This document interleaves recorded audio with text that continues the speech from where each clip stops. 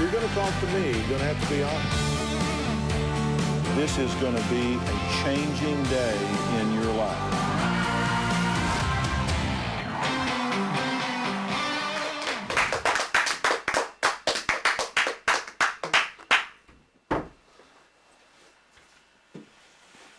Hello, everyone.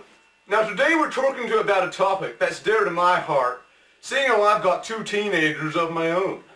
Teenage delinquents.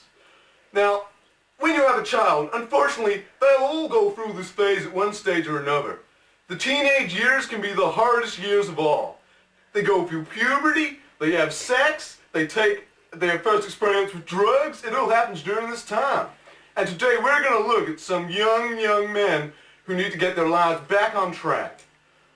Now, my first guest was a school bully. He bullies kids all over the schoolyard, having kids running home to his mom and crying all night long. Let's go take a look. I'm really worried about my son, Brendan. Received numerous letters home from school about his bullying. Just don't know where it's going to end up. He may end up in jail like his older brother.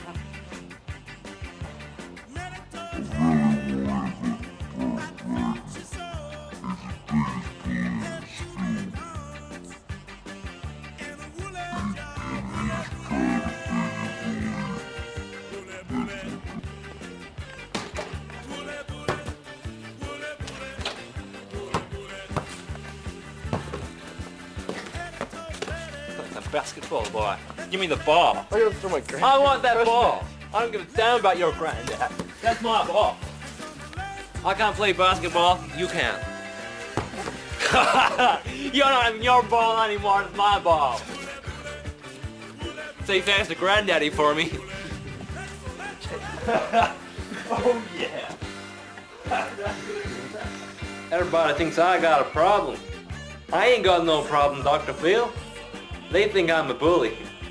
I think I'm just having a bit of fun, getting what I want, when I want, Dr. Phil. Dr. Phil, can you please help my son see sense and stop his bullying ways? Brandon, what's your response when you see that piece of footage? I don't know what their problem is, Dr. Phil. I ain't got no problem. I've come across a lot of bullies in my time. And let me tell you, your mother told me about the things that you get up to. I don't think I've heard anyone so sick or sadistic as you. Now, we just saw footage there in that piece of clip that showed you harassing those boys playing basketball. Is that your typical day at school? Yeah, I like to have a little fun every now and then. But Brandon, I'm going to ask you something quite serious if you don't mind.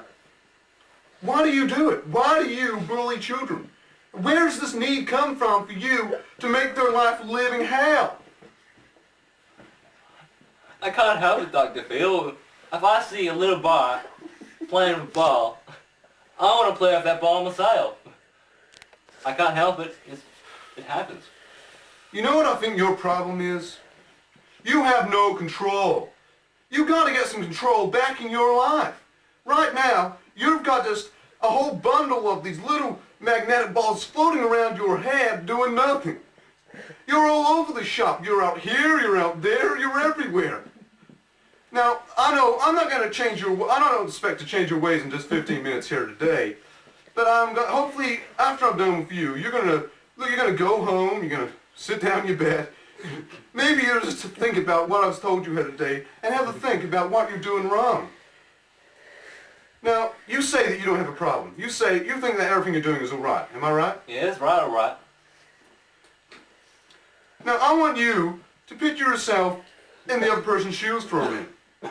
How do you think they feel when they go home each day, tell their mom that they've lost their basketball or their favorite swimming tops because you felt the urge, you had one of your urges of out-of-control spasms? I mean, look, how do you think they would feel?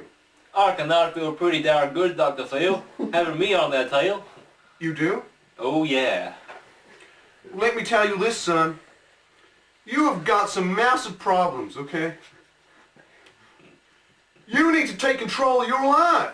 You're going all over the shop, as I say, If you continue like this, you're gonna end up in jail, pal, okay? It's only a matter of time. I've seen it many times in my life. Believe me, you are not above the law. And bullying is a legal defense, okay? So let me ask you this. Are you proud of who you are? That's a tough question, Dr. Phil, and I'm happy who I Why? am. It shouldn't be a tough question. You should know straight away that you are proud of who you are. Yes, I am proud, Dr. Phil. You see, I didn't detect that from you just then. I noted a bit of hesitancy. And you know why? I think that deep down, in the bottom of your heart, you know you've got a problem. Am I right? Maybe just a wee problem, Dr. Phil. Well, I'm going to introduce you to somebody who I think may change your mind. Now, let's take a look down there. Now, that's Dave. Look at his hair! Radio Dave, let Brandon hear your story. Well, Brandon, I had a son about 2 years ago. You think it's so funny, bullying people? He died. He committed suicide from a bastard like you. He'd still be here today if it wasn't for bullies like you. Instead, he put a rope around his neck and hanged himself. Feeling your remorse. Testimony there. Now, I heard you weep a couple of times. Look, has that changed your mind? Do you have any new views on life? I didn't think they took her so hard. I thought it was a bit of fun for both of us, but it hurts knowing that people like me contribute to people like them dying. Well, I can see you're quite emotional and you're being quite touched here today. You're a brave young man coming out here on national TV and giving out, exposing yourself to the general public. And I want to thank you, boy. Congratulations, and I hope you've learned something today. I have, Dr. Phil. Thank you. All right. Well, coming up, we meet a guy who's dropped out of school and he's doing drugs. All that and more when we come back. Ooh, yeah.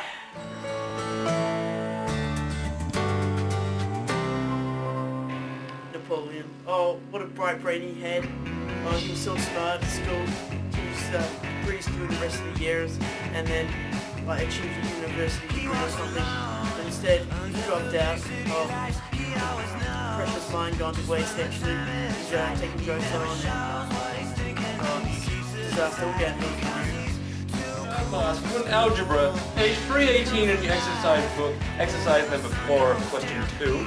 And so, Kyle, as you can see at the back, E equals mc squared, and we use that formula for when we do our next equation, 12 times x to the power of 5.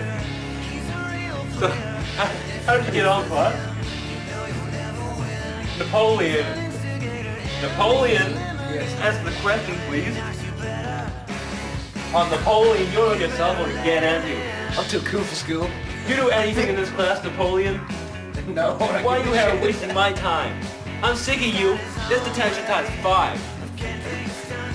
I'm sick of this. Get out of my class now. I got better things to do than teach idiots like you.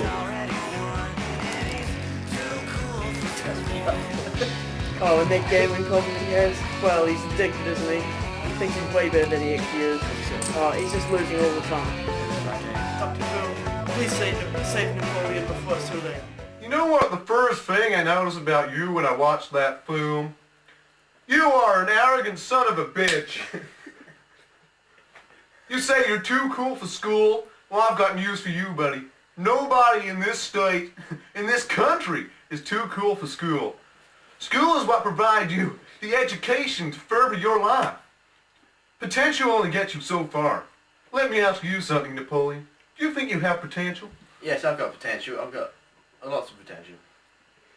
Well, that's good, but I want to tell you something that my old high school football coach used to say.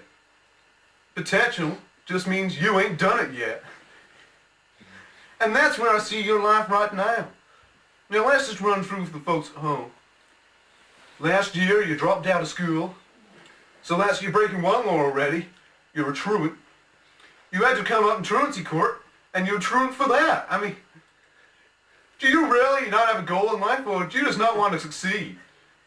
I just don't like school. I'm too cool for it.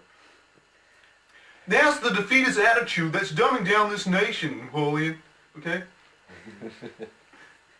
It's about getting back on your bicycle and riding towards your goal. You gotta have a strong goal in place for you to maximize your full potential. Do you understand what I'm saying, Napoleon? Yes, I do, Dr. Phil. That's very good. So you're taking drugs, you're a problem gambler. Look, I know where you're coming from, okay? I've been down a few dark roads on a Saturday night myself in my time. Now look, so what kind of drugs are you taking? Meth and marijuana. You know that's illegal, right? In 47 states in the USA, that's illegal. And I'm pretty damn sure in your home of Virginia, that is damn illegal, boy. So why do you do it? Why do you break the law? Oh, I find it fun, guys. You find it fun? I mean, hello, this is your life. I mean, you're the only one that has the power to change it around. We only live once. But by breaking the law, you've come out here today. I mean, I don't want to get you in any trouble when you walk off this show. I mean, I think you're going to be in handcuffs. I mean, you've come out here, you admitted that you're bunking school. That's your first offense. You take drugs. You're a problem gambler. I mean, why don't they just lock you up and put you in the cell right now? Do you understand? Can you not see what you're doing to your friends, your family? They don't care about you and they love you, but you're just tearing their hearts out. What do you got to say to your family? I don't give a shit about them. It seems that I haven't got to the deeper issue here. I think there's something bothering you more. Look, tell me, do you have any partners in your life right now? Yeah, I've got a boyfriend. A boyfriend? Hey, I'm not here to judge, but hey, I'm happy with my meat and two veg, but so you got a boyfriend, right? What's his name? Patrick. Patrick. And how long have you known Patrick? 2 years. Right, and you get along fine, the sex is good, right? Look, I'm just asking a guess here, you know, I'm just taking this one out from left field, but I think Patrick is your sole problem here. I've been talking to your friends, and before Patrick came along, you were at school, your grades were good, you were top in your class in algebra and math, English, and Japanese. I mean, you sounded like a top A grade student. But since then, since meeting Patrick, you dropped out of school, you're taking drugs, you're gambling, and now you moved out of your family's home and you're living in with your new boyfriend. I mean, maybe this is the trigger that is destroying your life. What are you gonna... Do you think I'm right? Do you think I'm hitting the nail on the head here, Ian? Yes, Dr. Phil, I think you are. Well, that's the first step. You're admitting it. Now, I mean, you're going to make up some mind. You're going to make up your mind here. It's either Patrick or your future. You're going to weigh up the options and choose one or the other. Because right now, quite frankly, Napoleon, you can't have both. Unfortunately, I know you want to have everything your way, but that just ain't the way life is. You're going to have to make a choice here today. Now, I think you're going to understand that boyfriends will come and go. I don't know in your case, but you understand that your future starts here. You got to get a degree in something, okay? You got to go to college. You got to get a degree, stay there for 4 or 5 hard years, okay? Degrees are what get you jobs. It'll get you places in life. Patrick's going to keep you down here. A degree will get you up here. Suddenly you get a job, and all of a sudden you'll be as high as a kite. Okay, that's what you need. Okay? And believe me, I know. I got more degrees than the thermometer, but and look where it's got me. I got my own show. I was a young and roughneck like you once, back in Dallas. You know, I beat around the wrong trees sometime, but I pulled my life together. I got my degree, and now I'm great. I think you need to do the same. You need to find something that you are passionate about, something deep in your heart. You need to go out there, you need to grab life by the balls, and you gotta go, yes, I want that. You're gonna dump this Patrick fella right now in order for you to succeed in life. Have you taken in anything that I've said here today, Napoleon? Yes, I have, Dr. Phil. That Patrick's a bad influence. Well, I'm glad I've opened your eyes, and thank you very much for coming on the show today, Napoleon. It's been a pleasure, and good luck in your quest. Right, coming up after the break, we talked to a man slut, and get this, he's only 15 years old, and he's already had 8 sexual partners. And now he's got one of them pregnant, and the mother wants him to play daddy. Oh, that when we come back.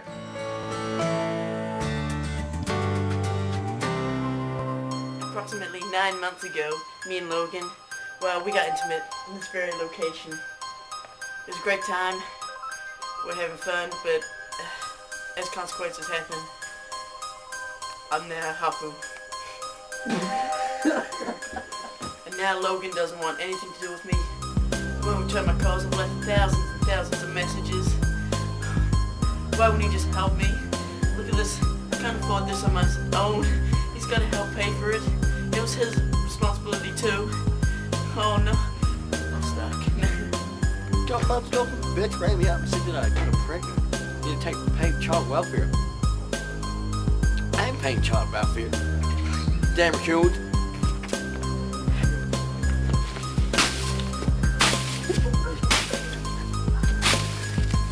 Here's my beer. I've known Logan for a good 4 months we've lived together. And he goes through a woman quicker than a teacher goes through a whiteboard marker. Every Thursday, Friday, Saturday night, he has a new bitch on the doorstep. Logan has got to take responsibility for his actions. He can't just keep bonking these women and think game over. Logan, grow up, buddy. Dr. Phil, can you please help Logan own up to his responsibilities? Now, after watching that, it appears to me that you all don't even know each other. Now, would you like me to introduce you, Logan? Oh, yes, sir. Logan, this is your child carrier, Brittany. Are you sure? Definitely. Right, now that we got through that barrier, now, Logan, you say that you don't want any you take no responsibility for this child and that you want to stay out of its life. Is that correct? Let's just get one thing straight here. I should be killing raccoons instead of wasting my time here. So let's make this very quick, okay? Well, look, I'm glad that you did come today, and because you two have a major problem to work out. But Brittany, I sympathize with you here because you ain't doing nothing wrong. I mean, it's all this guy's inner fault. 9 months ago, you're the one that shot a goal when she opened up her legs, okay? You're the one that has to take responsibility for your actions. You got her pregnant. It doesn't matter. You can call her a slut, you can call her a whore, you can call her all the names under the sun, but it ain't matter. You got her pregnant. Now it's your time to take responsibility. What should I do, Phil? If you want to be a good, proper role model for your son or daughter, all you have to do, you got to stick around. You got to show the baby love and support. Not just the baby. You got to show Brittany love and support. But I Okay? don't know Brittany. It was just a one-night stand. Oh, whatever. Well, we haven't seen each other before, bitch. Look, before this turns into Jerry Springer, I want to ask Brittany something, okay? Do you want this man in your baby's life? No, but he's gonna help me support this baby. It's his too. I want all those fees for, you know, I can't keep hold of this baby all by myself. You can. Well, hey, I'm sorry, but I got a problem with that. You want him to have no part in the baby's life, yet you want to pay for the bills, the welfare. I mean, sorry, you can't have it both ways. If he's in your life, if he's paying the bills, he got to have full access to the child. That's the terms, honey. Yeah, well, what's he gonna do? Just take him out hunting every weekend? Shoot fucking raccoons! Raccoon hunting! Look at this guy, he's an asshole. Well, see. Oh, Phil, what'd you say about that? An asshole. I mean, if I'm being brutally honest, I think you're both assholes, but this is an exciting time in a young folk life. I mean, here you are, a 19-year-old, and we got a 13-year-old. I mean, hey, we all make mistakes. I'm not here to judge, but this is an exciting time in your life. You're taking the next step up the stage. You're going up. But right now, you're going down like an escalator. What you got to do you're going to get your life back on track. This baby can bring you closer together. You got to get excited about your life. This is a life-changing experience. And I don't think it's going to hit you, buddy, until the baby pops through her legs. That's when you'll find out what it really means to be a dad. Well, Dr. Phil, if that's gonna happen, we need to get to know each other a bit better. Okay? That's exactly right. I think you've hit the nail on the head there. Whatever your name is. Logan! Logan! I'm sorry, Logan. I'm just teasing you, buddy. This is what we do in Dallas. It's kind of like a Texas thing. Now, Brittany, you're going to take some account for this too, okay? You've got to accept that Logan is the dad.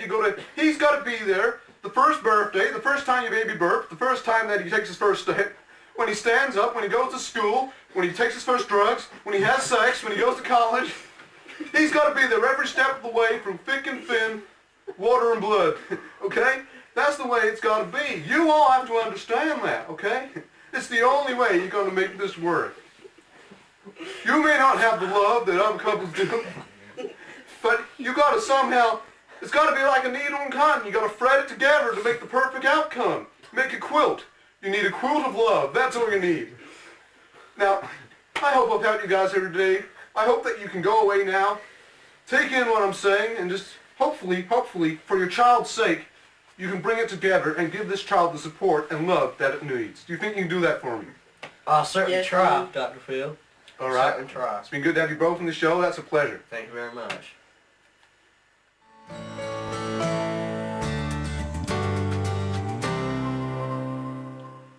I'd like to thank all the teenage delinquents that came on the show today. I know how hard it is to get up in front of the nation and spill your beans, but they did it all with pride here today, and let's hope that they can rejuvenate their lives and get excited about their lives. Now, you watching at home, and you all people in the audience here, you get a special privilege. If you look under your seat, you get a new copy of my new book, Dr. Phil, Getting Ahead with Teenagers. Now, it copes with everything in there, from teenage drug abuse problems to alcohol, gambling, sex. It's got the whole 9 yards. It's a wonderful hardback copybook, and it's available at all your retailers. And basically, it'll help you with your teens and getting ahead.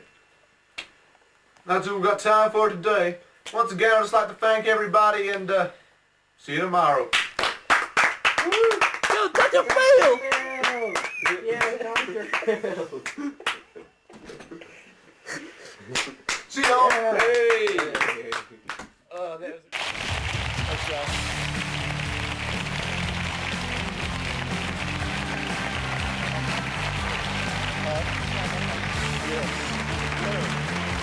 Yeah.